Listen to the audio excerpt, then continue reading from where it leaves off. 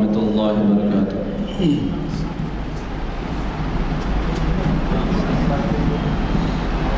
اعوذ باللہ من الشیطان الرجیم،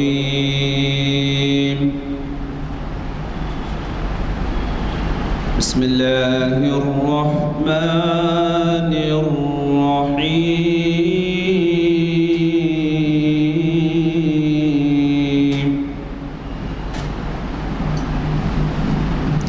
إنا أنزلناه في ليلة القدر وما أدراك ما ليلة القدر ليلة القدر خير من ألف شهر تنزل الملائكة والروح فيها بإذن ربهم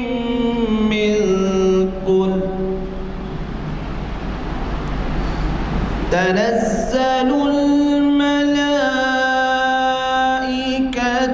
والروح فيها بإذن ربهم من كل أمر سلام هي حتى مطلع الفجر صدق اللہ العظیم۔ آج یکم جمادی الاول 1445 ہجری موافق 15 نومبر 2023 عیسوی دن چہارشنبہ بعد نماز عصر جامع مسجد عالیہ گن فاؤنڈری کے کانفرنس ہال میں منعقد کی جا رہی ہے محفل اقبال شناسی 1041واں لیکچر۔ جناب محمد ضیاء الدین نیئر صاحب مخاطب کریں گے۔ عنوان ہے اسلام میں آزادی کا مفہوم ذکر اقبال کی روشنی میں، فکر اقبال کی روشنی میں۔ میں ادباً گزارش کرتا ہوں جناب محمد ضیاء الدین نیئر صاحب سے وہ ڈائس پر آئیں اور ہمیں مخاطب کریں۔ الرجیم بسم اللہ الرحمن الرحیم۔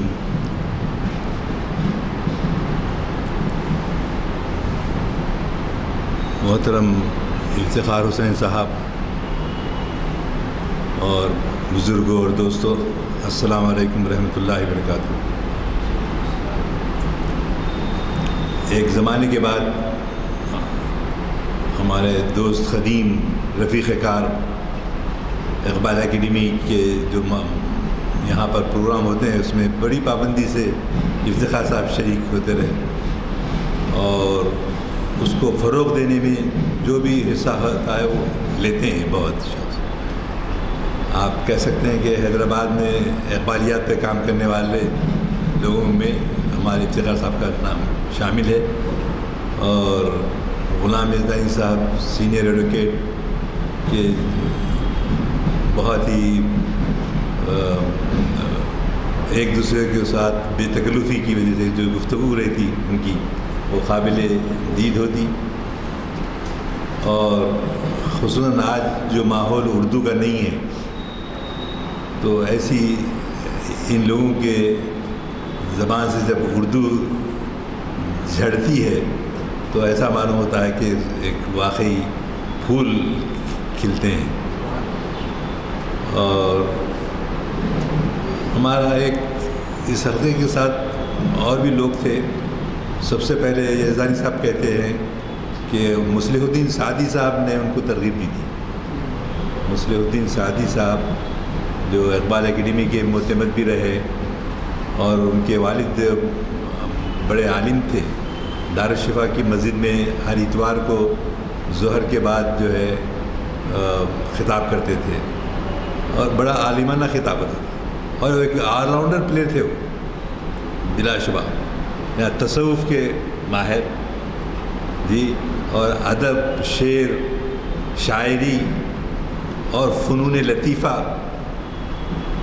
اور معظم شاہ بہادر کے محفلوں میں شریک رہنا اور ان کو لکھ کے دینا تو ان کے پڑھتے تھے. تو یہ بہت ساری چیزیں ایسی ہیں ہم اردو والوں کو نہیں معلوم، اردو والوں کو نہیں معلوم ہے یا بھول جاتے ہیں یا پڑھنے میں نہیں آیا، ایسا ہوتا. تو میں مناسب سمجھا کہ میں اس کا ذکر کروں. تو مصلح الدین سعدی صاحب کے ساتھ ہماری رفاقت بھی بہت رہی. وہ مجلسی آدمی تھے. مجلس میں رات میں 9:30-10 بجے بیٹھ گئے تو موضوعات جو چھڑتے اور جو گفتگو ہوتی تو صبح 3-4 بجے تک چلتا. اور جس زمانے میں ایران اور عراق کی جنگ چل رہی تھی، صدام حسین کا مغرب دشمن بنا ہوا تھا، تو اس زمانے میں حیدرآباد جدہ میں ہمارے گھر پہ یہ محفلیں ہوتی تھیں جن میں طارق غازی صاحب اور ہمارے مصلح الدین سعدی صاحب اور ایوب علی خان جو جرنلسٹ ہیں مشہور، تو یہ ہم لوگ شریک رہتے. اور نہ کسی سے ذمہ داری ہم کو دی گئی ہے، لیکن کنسرن جو ہماری اپنی ملت سے، قوم سے جو کنسرن رہتا تھا وہ آج ہم کو دیکھنے میں نہیں آتا. کہ تڑپ، دل سوزی ہو رہا ہوں گا بھائی کیا ہے فلسطین میں. تو یہ بے رغبتی، اس کو جو ہے ہم نئی نسل میں اس کو پیدا کرنے کی ضرورت ہے. اور بغیر تڑپ اور سوچ کے کچھ ہاتھ نہیں آتا، بغیر تڑپ. برادران عزیز، قرآن مجید میں اللہ تعالیٰ نے ہمارے یہاں پر حافظ لوگ بھی ہیں، وہ آیتیں ہیں کہ اللہ نے بنی اسرائیل کو سارے لوگوں پر فضیلت دی. تو اب ایک نوجوان یہ بولتا ہے اللہ میاں فضل دینے کے بعد اب کیا ہے؟ تو فضیلت جو دی گئی ہے وہ آزمانے کے لیے اللہ میاں کو یہ معلوم ہے کہ آگے جا کے کیا کرنے والے ہیں. بنی اسرائیل کے بارے میں جب ان کو فضیلت دی گئی تو اللہ تعالیٰ کو یہ علم تھا کہ یہ ایک نہ ایک دن 5-6 صدیوں کے بعد جو ہے ہی صحیح جب بھی یہ لوگ بھٹکیں گے اور اللہ کے دین کی میں جو ہے گستاخی کریں گے. تو یہ بنی اسرائیل کا یہ تھا. آپ کے کرٹ والڈہیم اسرائیل کا پہلا وزیر اعلیٰ، اور اس سے لوگوں نے پوچھا، ہمارے حیدرآباد کے مشہور لیڈر اس زمانے کے 1930s میں بہادر یار جنگ علیہ رحمہ تھے. تو بہادر یار جنگ علیہ رحمہ پہلے کے لوگ 105 لوگوں کے قافلے کو لے کر حج کو گئے. جیسے ہی قرض ختم ہو گیا 105 افراد کو اس زمانے میں حیدرآباد دکن سے مکہ اور مدینہ تشریف لے. کون؟ بہادر یار جنگ. تو بہادر یار جنگ کی یہاں پر کتاب ہے، بلکہ ایک نہیں ان کی 12 کتابیں ہیں. تو اس میں ایک کتاب انہوں نے لکھا حج کرنے کے بعد جو عرب ممالک کی زیارت کے لیے گئے، اور اس میں بھی اکیلے نہیں گئے، پورے تقریباً لوگ ساتھ ان کے مدینہ گئے، شام گئے، سیریا گئے، لبنان گئے. وہ کتابیں ہیں، نذیر الدین احمد صاحب لکھے، اور آپ زاہد علی خان صاحب، عابد علی خان صاحب کے فرزند نے اس کتاب کو چھپایا ہے. 3 جلدوں میں ہے وہ کتاب. اس کو پڑھنا چاہیے، خصوصاً سینئر لوگوں کو، کیونکہ ذرا اردو بھی ہارڈ ہو گئی اس کے اندر، مشکل ہونے لگی، جی فارسی الفاظ آنے لگ گئے بہت۔ تو بہادر یار جنگ کو جب مدینہ منورہ گئے اور یہ عرب ممالک کو گئے، جانے کے بعد انہوں نے اپنے تاثرات ظاہر کیے، تو کہا کہ عرب جتنا آسان سمجھ رکھے ہیں یہودیوں سے عرب علاقے کو آزاد کروانا آسان نہیں ہے۔ یہ بات کب کہی گئی؟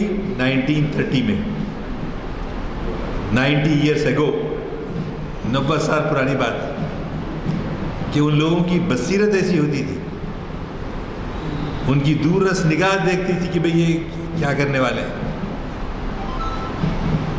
اور میں مبالغہ نہیں کر رہا ہوں، اس لیے کہ کتابوں میں موجود ہے۔ تو ہمارے ایسے لیڈرز تھے، نہ ہم ان کی قدر کرتے ہیں نہ ان کی جو ہے مطالعہ کرتے ہیں، تو یہ بہت بڑا یہ ہے۔ اسی طرح کرٹ والڈہیم کے علاوہ اور ایک اسرائیلی وزیر اعظم تھے، انہوں نے کہا کہ عرب جو ہے فلسطین کو کب آزاد کر سکیں گے؟ تو کرٹ والڈہیم نے کہا جب کہ یہ لوگ فجر کی نماز میں ایسے ہی آنے لگیں گے جیسے جمعہ کی نماز میں آتے ہیں۔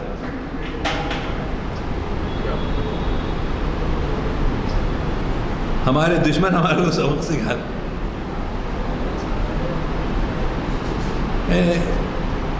ان کا مقصد یہی ہوگا کہ بھئی ان کی جو تڑپ اور بے چینی جو ہے وہ نمازوں کے پڑھنے سے اللہ تعالیٰ سے رد پیدا ہونے کے بعد وہ لوگ اپنے علاقوں کو آزاد کروانے کے لیے کوشاں رہیں گے۔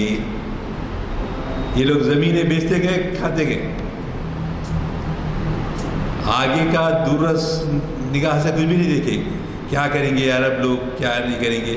تو یہ چلتا رہا، این نوبت جا رسید کہ آج حالت یہ ہے کہ وہ لوگوں کی باتیں سچ ہو رہی ہیں۔ اور جب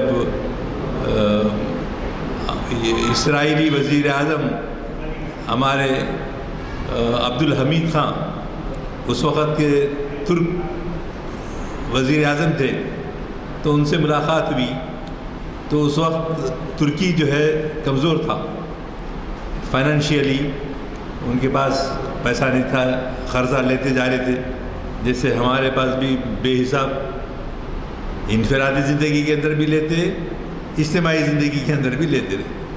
آج ہمارے پڑوس ملک کا کیا حال ہے؟ وائے ناکامی متائے کارواں جاتا رہا، کارواں کے دل سے احساس ضیاء جاتا رہا۔ تو برادران عزیز، انہوں نے پوچھا عبدالحمید خان صاحب سے کہ آپ ہمارا قرضہ معاف کر دیتے تو ہم آپ کو زمین دے دیتے، زمین دے دو ہمارے کو، ہم قرضہ آپ کا معاف کر دیتے۔ کون؟ اسرائیل کہہ رہا ہے اس زمانے میں۔ تو اس کتے کو یہاں سے نکال دو، اس مجلس سے نکال دو، یہ الفاظ ہیں ان کے، عبدالحمید خان، کس کے؟ مکرم جا مفخم جا کے نانا۔ اگر ان کی حکومت رہتی تو آج ہم بھی جو ہے کچھ رہتے۔ خود وہی بولو نا بھائی، اپنے کو تاریخ نہیں معلوم، پڑھتے نہیں۔ تو بہرحال انہوں نے بڑی ہی حقارت کے ساتھ کہا کہ اس فلسطین کی زمین کو اتنی آسان مت سمجھو کہ تم جو ہے کچھ ہمارا قرضہ معاف کر دیں گے تو ہم کچھ تم کو یہ زمین واپس کر دیں گے۔ آپ بھلا بتائیے، سورہ البروج 30ویں پارے میں، البروج، اس کے بعد سورہ طارق، تو البروج میں 3 واقعات بیان کی گئی ہے یہ ایسے ہی لوگوں کے، کہ جو قبضے کریں گے، اور نہ صرف قبضے کریں گے بلکہ جو ہے انسانیت کے خلاف رہیں گے تو وہ 3 واقعات اس میں سورہ البروج میں لکھا ہے۔ اللہ تعالیٰ فرماتے ہیں کہ بھئی ایک بادشاہ تھا اور اس نے جو ہے مسلمانوں کی زمین کو کافی حد تک لے لیا تھا ظلم کر کے، ظالم پر۔ اسی طرح عیسائی جو رہتے تھے انہوں نے کچھ ہماری زمینیں خرید دی تھیں، لیکن اللہ نے ان کو مہلت دی، اللہ نے ان کو مہلت دی رہی کہ بھئی اب ہم یہ بولیں کہ اللہ ہمارا کچھ چھڑا کے دینا، ہم کچھ کریں گے نہیں، ہم کچھ کنٹریبیوٹ نہیں کریں گے۔ تو قرآن میں آیا کیا تم یوں ہی جنت میں چلے جاؤ گے بغیر کسی آزمائش کے، بغیر کسی وَلَنَبْلُوَنَّكُمْ بِشَيْءٍ مِّنَ الْخَوْفِ وَالْجُوعِ وَنَقْصٍ مِّنَ الْأَمْوَالِ وَالْأَنفُسِ وَالثَّمَرَاتِ وَبَشِّرِ الصَّابِرِينَ وَالَّذِينَ لَبْلُونَكُمْ بِشَيْءٍ تم آزمائے جاؤ گے ہر چیز سے، لَنَبْلُونَكُمْ بِشَيْءٍ مِّنَ الْخَوْفِ خوف سے۔ اب آج کل کیسا خوف ہو رہا؟ کیا ہمارے پڑوس ہمارے ساتھ کیا کرنے والے ہیں نہیں معلوم، ایک اندیشہ، ایک خوف دلوں کے اندر جاگزی ہے۔ لیکن ہونا کیا ہے؟ ہونا یہ ہے کہ اللہ پر کامل اعتماد، اللہ پر کامل اعتماد، وہی ہم کو بچانے والا ہے، وہی ہم کو آزمائش میں ڈالنے والا ہے جی۔ اور یہ باضابطہ جیسا قرآن میں، جیسا توریت میں یہودیوں کو کی تنبیہ کی گئی تھی، اسی طرح مسلمانوں کی تنبیہ اس میں کی جا رہی ہے، لیکن still we don't believe it. ہم اس میں نہ کچھ غور کرنا چاہتے ہیں اور نہ یہ سمجھتے ہیں کہ بھئی قصے ہوں گے، قصے پاری نہ۔ اب سمجھنے والے کتنے ہیں؟ 15% مسلمان اس میں ہیں، تلنگانہ میں ہیں۔ اب آج کل الیکشن کی وجہ سے بہت ساری چیزیں ایسی آتی ہیں نہ سننے میں، تو اس میں ان لوگوں کا کیا رہنے والا ہے۔ اس زمانے میں وہ جو 3 قصے البروج کے میں نے آپ سے ذکر کیا، اس میں یہ بتایا گیا ہے کہ ان کو عیش و عشرت کی زندگی پسند ہے، عیش و عشرت کی زندگی ہی ان کا منتہا تھا، مقصد تھا۔ کیا آج ہم نہیں دیکھ رہے؟ ہم کتنے جگہ پہ جاتے تھے، ظہیر آباد، ناندیڑ، اس زمانے کے ہمارے نظام کے اسٹیٹ کے جو تھے وہاں پر اچھے بڑے بڑے عیدگاہ تھے۔ آج بھی عیدگاہ کی عمارتیں، خاص طور سے ظہیر آباد کی میں دیکھتا ہوں کہ ایک بڑی عمارت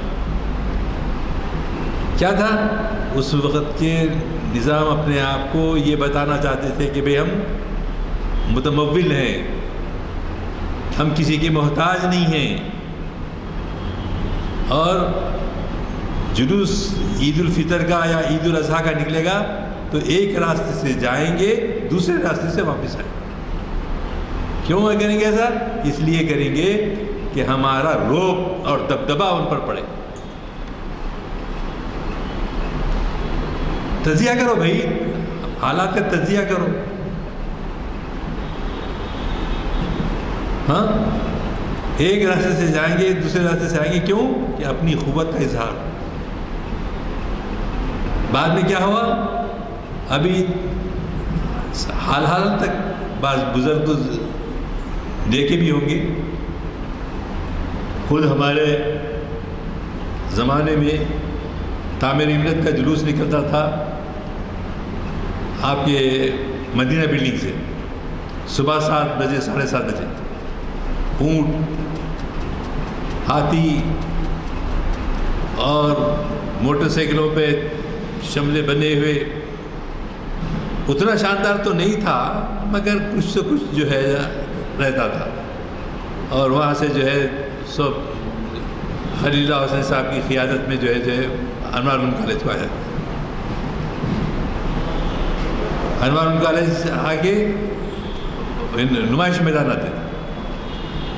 نمائش میدان آنے کے بعد چند سالوں کے بعد بعض لوگوں نے مشورہ دیا خلیل اللہ حسنی صاحب مرحوم کو کہ آپ یہ جلوس کیوں نکالتے ہیں، کیونکہ ان کو بھی ایک بہانہ ہاتھ آئے گا، لہٰذا بہتر یہ ہے کہ ہم جلوس شان و شوکت کے اظہار میں نہ رہیں، تو چنانچہ وہ موقوف کر دیا گیا۔ اس قوم کو آگے بڑھنے کی حاجت نہیں رہتی جس قوم کو آگے بڑھنے کا حوصلہ نہیں رہتا۔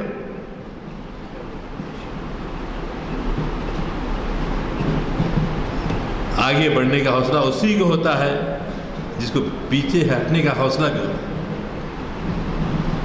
ہے۔ بڑی جرأت کی بات ہوتی ہے، اور قائد صرف ایسا ہی آرڈینری قائد نہیں ہوتا ہو۔ تو چنانچہ ان کا وہ مشورہ سے سنا گیا اور جلوس کو ملتوی کیا گیا۔ لیکن اب آپ چند دنوں سے دیکھ رہے ہیں شہر کے اندر کیا ہو رہا ہے، کیا ہو رہا ہے۔ اس سال بھی بڑا مسئلہ تھا ہم لوگوں کے لیے۔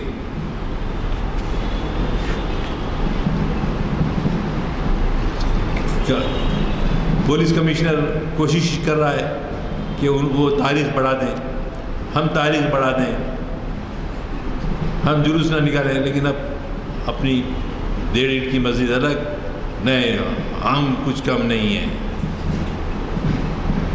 تو ان چیزوں پہ بہت غور کرنے کی ضرورت ہے۔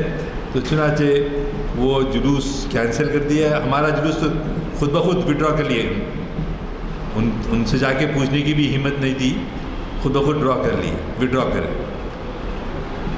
اور ان کا تو ہمارے برادران وطن، ہمارے مسلم بھائیوں میں کوئی ادھر گلی سے چھوٹا سا ایک 50-100 کا 200 400 کا، ادھر گلی سے ادھر گلی سے کہیں سے بھی جھنڈا لے کے بھاگ رہے۔ اور کیا ہو رہا ہے؟ اور یہ ہو رہا ہے کہ ایک صوفہ جیسا شادی میں رکھتے نا، صوفہ رکھا گیا، صوفے پہ ایک صاحب بیٹھے ہیں خمیس شلوار پہنے ہوئے، اور جو ہے گلے میں ہار ڈالا گیا ہے، ایک مینار مسجد کے پاس۔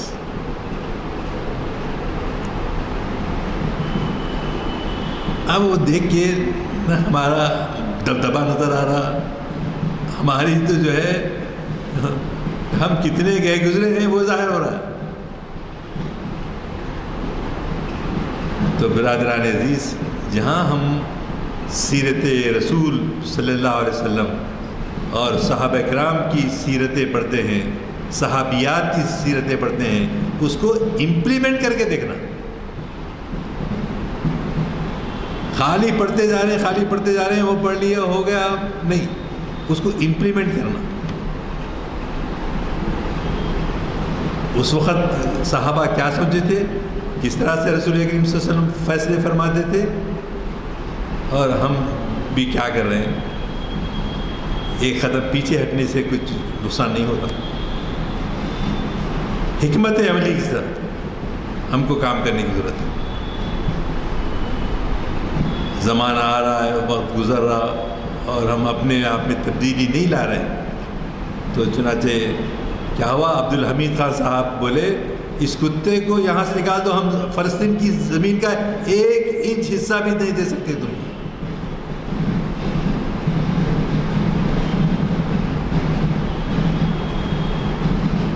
وہ اگر دل میں حرارت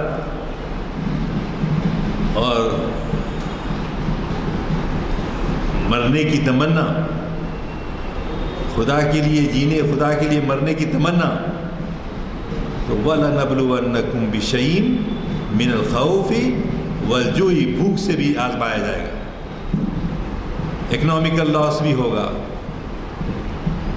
اور دیگر جو ہے چیزیں آئیں گی زندگی کے اندر۔ ہم کو گھبرانا نہیں چاہیے۔ اللہ کی مائد، اللہ کا وعدہ ساتھ ہے، تو اور کیا کمی۔ اب ہمارا حال کیا ہے، خدا ہے کہ نہیں کی، ہے کہ نہیں کی۔ جب بستر پہ سو جاتے ہیں تو صوفیہ کرتے تھے، اور ہم کو بھی کرنا چاہیے کہ دن بھر کی زندگی کا اپنا جائزہ لینا چاہیے۔ کتنے بجے اٹھے، کتنے بجے سوئے، جی سحر انگیزی کے لیے گئے اور پڑوسیوں کی مدد کیے، بچوں کو تعلیم تربیت دیے، جو اچھے کام ہو سکتے ہیں سب جو ہے اپنا جائزہ لے کے بیٹھتے تھے پلنگ پہ سونے سے پہلے، اور کتنوں کو میں فائدہ پہنچایا اور کتنوں سے میں نقصان اٹھایا. یہ دونوں چیزیں وہ صوفیہ دیکھتے تھے، اور دیکھنے کے بعد جب بیلنس میں کون سی چیز آگے آ رہی ہے، بیلنس میں اگر اچھائیاں آ رہی ہیں تو اللہ کی مدد آپ کے ساتھ ہے.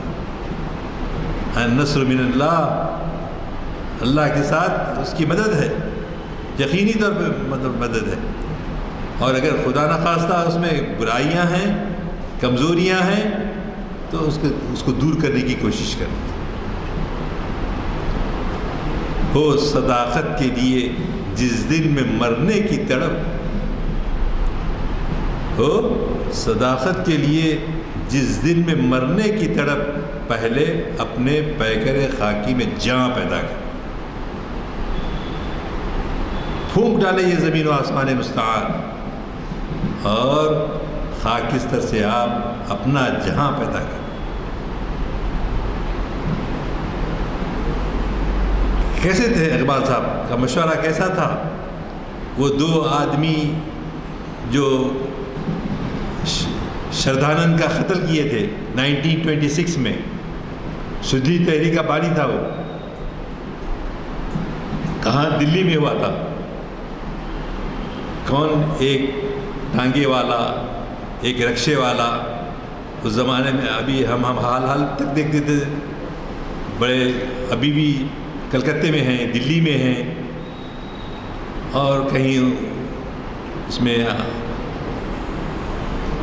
زوالوجیکل پارک میں ہوں گے، ہو سکتا ہے. بہرحال اب وہ ایک کے رہے نہیں، تو وہ ایکا چلانے والا علم الدین جو ہے، ایک اس کو شردھانند کو قتل کر دیا، کیونکہ ہمارے رسول صلی اللہ علیہ وسلم کی شان میں گستاخی کرتا ہے، اس کا انجام یہی ہوتا ہے. اب کچھ دن گزر گئے، کچھ سربر آوردہ لوگ تھے، سربر آوردہ لوگ جو ہے اقبال کے پاس گئے، جا کے انہوں نے کہا کہ علم الدین کی سفارش کیجئے کہ اس نے اپنے غلطی کو تسلیم کر لیا ہے. تو اقبال جو ہے خاموش سنے. پھر خاموش سننے کی تھوڑی دیر کے بعد جب سکوت ٹوٹ گیا تو آپ نے کہا کیا علم الدین کمزور پڑ گیا ہے؟ پھانسی پر چڑھنے سے اس میں وہ جرأت نہیں رہی ہے، وہ حضرت خبیب رضی اللہ تعالیٰ عنہ کو غلام نہیں ہے؟ جب خبیب کو چڑھایا گیا اوپر اور ابو جہل نیچے سے کہتا ہے اے ابو خبیب، اگر ہم تم کو چھوڑ دے، اگر تم محمد رسول اللہ کا نام کلمہ پڑھنا چھوڑ دو تو کیا تم تیار ہو؟ تو حضرت خبیب رضی اللہ تعالیٰ نے کہا کہ میں ایک نہیں 70 مرتبہ بھی میں پھانسی پر چڑھایا جاؤں تو میں پیچھے نہیں ہٹوں. تو یہ عزیمت، یہ جرأت، یہ آج سے 100 سال پہلے بھی نہیں، اس سے بھی کم. میں آپ کو صحابہ کی مثالیں نہیں دے رہا ہوں، میں آپ کو صحابیات کی مثال نہیں دے رہا ہوں، میں اسی زمانے کے حال کی زبان دے رہا ہوں کہ علامہ اقبال جاتے ہیں اور کہتے ہیں کہ بھئی وہ تو اس نے کہتا ہے کہ میں نے شہادت خریدی ہے، میں نے شہادت خریدی ہے، اس سے دستبردار ہونے کا کیا سوال ہوتا؟ چنانچہ کچھ اسی قسم کا ایک واقعہ اور لاہور میں ہوا تھا، اس کا نام عبد القیوم تھا. تو چنانچہ وہ لوگ اس زمانے کے ہونے کے باوجود، یہ زمانے آپ ہم کہہ سکتے ہیں نا بھائی یہ پرانے زمانے کی باتیں ہیں جی، اب آج کل کون نوجوان تیار ہوتا؟ تو سوال یہ پیدا ہوتا ہے کہ جہاں اپنی حکومتیں نہیں ہیں وہاں یہ قانون جو ہے نہیں بنایا جا سکتا. اور آپ دیکھتے ہیں ہر 2 مہینے کو سوڈان میں قرآن پاک کو جلایا جاتا ہے, قرآن سوزی کا واقعہ کیا جاتا ہے. اور ہم ہیں کہ گوارا کیے جا رہے ہیں. جی ہم ہیں کہ گوارا کیے جا رہے ہیں. جس کی حفاظت کا وعدہ اللہ تعالیٰ نے لیا ہے قرآن کا, بار بار آپ اور ہم پڑھتے ہیں. تو برادران عزیز, آپ میں سے یہاں بیشتر ارکان جو ہے معمر ہیں, ایج میں زیادہ ہیں, لیکن ہم کو تمنا کر رسول اللہ صلی اللہ علیہ وسلم کہتے ہیں اگر کسی کے دل میں شہادت کی تمنا نہ ہو تو مجھے کیا کہ وہ یہودی یا عیسائی ہو کے مرے. اللہ اکبر اللہ. ارے حضرت جوابی بات, جذباتی باتیں کر رہے ہیں. نہیں, ایسا نہیں ہے. اگر ہم اللہ سے لو لگائیں تو الحمدللہ طمانیت قلبی الا بذکر اللہ تطمئن القلوب, اپنے دلوں میں جو ہے ایک قسم کا اطمینان حاصل ہوتا ہے. اور کتنے دن رہنا ہے, کتنے دن رہنا ہے, کتنے دن جو ہے بڑی بڑی مرسیڈیز اور ہم کو جو ہے بڑی بڑی عمارتوں میں رہنا ہے اور بہترین کھانے کھانا ہے, اسی لیے پیدا کیے گئے ہیں. نہیں, ہم جو ہے حضور اکرم صلی اللہ علیہ وسلم کے سچے غلام ہیں. زمانہ پکار کر کہہ رہا ہے, اے غلامان محمد تم کہاں ہو. زمانہ تمہیں پکار کر کہہ رہا ہے, اے آیات الہی کے نگہباں کہاں ہو, خدا کی عظمت کے پاسباں کہاں ہو. تو یہ سوڈان میں ہو رہا ہے, ایون پاکستان میں ہو رہا ہے. آج نہیں, دیدار صاحب آج سے 20 سال پہلے بول کے گئے کہ وہاں پر جو ہے ترک اسلام کیا جا رہا ہے, اسلام سے دستبردار ہوا جا رہا ہے. اس وقت تک 400 لوگ ہو چکے تھے. تو بھائی اگر ہم افینس اختیار نہیں کریں گے نا, ڈیفنس میں نہیں آتا, پیچھے ہٹنا پڑتا. آگے بڑھنا اور پورے یقین کے ساتھ بڑھنا انشاءاللہ. اور ہم اپنے بچوں کو یہ تربیت دینا کہ بھئی ہم صرف خدا کے لیے جیتے ہیں, خدا کے لیے مرتے ہیں. اے اللہ تو ہم کو تڑپنے پھڑکنے کی توفیق دے, دل مرتضیٰ سوز صدیق دے, عزائم کو سینوں میں بیدار کر دے, نگاہ مسلمان کو تلوار کر دے.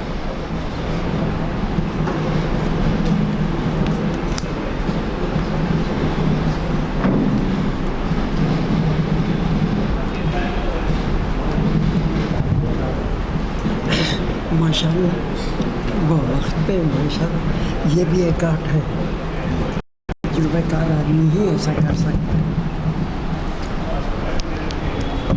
السلام علیکم ورحمۃ اللہ وبرکاتہ. ماشاءاللہ ہمارے ضیاء الدین نیئر صاحب صدر مجلس تعمیر ملت واقعی صدر ہیں, اور ان کے علم کی تعریف کرنا پڑتا ہے.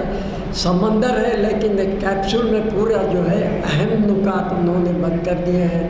ماشاءاللہ بہت اچھی معلومات ہیں, اور اچھا لگا ان کو سن کے. ہماری علم میں اضافہ ہوا. ہماری دعا ہے کہ اللہ ان کی عمر دراز کرے, ان کے علم میں خوب برکت دے اور زیادتی دے. یہ میں ہمارے ایک استاد سے سنا تھا, علم ایک ایسی دیوی ہے, آپ جتنا دو گے اتنا پھیلے گا, اتنا بڑھے گا. کسی کو اپنی کچھ بات بتا دینے سے ہمارے علم میں کمی نہیں ہوتی. آپ کا جو ہے پروفیشن ہی وہ ہے, کتنے اتنے بڑے عہدے پہ فائز ہے, صدارت کرتے ہیں ملت کی, تو معمولی بات نہیں ہے. اس سے ان کا اندازہ ہوتا ہے. اور جو ہے کم وقت میں بہت اہم باتیں بتا دینا یہ آرٹ ہے. الحمدللہ ہم دعا کریں گے.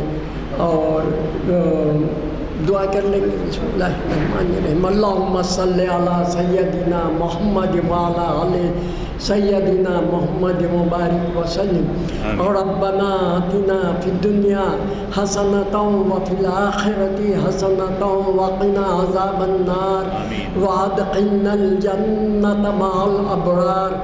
یا عزیز یا غفار یا رب العالمین. رب اغفر وارحم وانت خیر الراحمین. اللہم ارحمہما کما ربیانی صغیرا. رب اغفر لی رب اغفر لی رب اغفر لی. یا الہ العالمین یا رحم الراحمین. ہمارے والدین عزیز و قریب رشتہ دار جتنے بھی مسلمین مسلمات مومنین مومنات بشمول تمام شہداء جو فلسطین کے ہیں میرے مولا ان کی مغفرت فرما. ان کے درجات میں خوب بلندی عطا فرما. ان کی خبروں کو جنت کا ایک باغ بنا دے. یا الہ العالمین یا رحم الراحمین. ہم تمام کو جو بقید حیات ہیں توفیق دے ہدایت دے. توبہ کر لیں اپنی سچی توبہ کروا لے. توبۃ النصوح کروا لے جو تیرے دربار میں قبول و منظور ہو جائے. بعد ہدایت دے میرے مولا کہ حضور پاک نبی کریم صلی اللہ علیہ وسلم کی پیاری پیاری سنتوں پر عمل کرنے والا بنا دے. یا اللہ جتنے بیمار ہیں ان کو شفائے کلی عطا فرما. تمام زخمی جو اپنے جہاد میں ہوئے ہیں مختلف مقامات میں مسلمان مار کھائے جا رہے ہیں یا اللہ خواہ وہ خود سے بیمار ہوئے ہیں یا کسی کی وجہ سے زخمی ہوئے ہیں اللہ ان سب کے صحت کے اسباب بنا دے. ان تمام کی ساری تکلیفوں کو دور فرما دے. جو مقروض ہیں ان کے قرضوں کے ادائیگی کے اسباب بنا دے. جو بچے تعلیم پا رہے ہیں انہیں نافع علم عطا فرما. ہر امتحان میں امتیازی کامیابی عطا فرما. صحت و عافیت کا معاملہ فرما. یا اللہ جو روزگار کی تلاش میں ہے میرے مولا اور کچھ کاروبار کرنا چاہتے ہیں یا ملازمت چاہتے ہیں اللہ مدد فرما. ان کو حلال روزی سے جوڑ دے. اللہ جو ملازمت کر رہے ہیں کاروبار کر رہے ہیں ان کے کاروبار میں ان کی ملازمت میں برکت والی ترقی عطا فرما. یا اللہ جن لڑکے لڑکیوں کی شادیاں ہونا ہے میرے مولا سرپرست پریشان ہیں میرے مولا تیرے فضل و کرم کے بغیر ہرگز یہ کام ہونے والا نہیں میرے مولا. خصوصی توجہ فرما میرے مولا. ان کے اسباب بنا غیب سے رشتے لگا دے. صحت و عافیت کا معاملہ فرما دے. مبارک بختور رشتے لگا دے. یا اللہ جن جن کی جو خواہشات ہیں میرے مولا تو بہتر جانتا ہے. جن حضرات نے ہم سے دعاؤں کی گزارش کی تھی وہ ساری درخواستیں میں تیرے دربار میں رکھتا ہوں اس لیے کہ تیرے در سے ہٹ کے کہیں اور جانا نہیں ہے. ہم کو جو بھی ملنے والا ہے تیرے در سے ملنا ہے. ان تمام کی درخواستیں تیرے در پہ رکھتا ہوں تیرے دربار میں رکھتا ہوں میرے مولا. ان تمام کے حاجات کو مقاصد کو پورا فرما. اللہ ہماری دعاؤں کو محض اپنے فضل و کرم حضور پاک نبی کریم صلی اللہ علیہ وسلم کے تقدس میں ان کے واسطے سے قبول و منظور فرما. والحمد للہ رب العالمین بحق لا الہ الا اللہ محمد رسول اللہ. اللہم صلی علی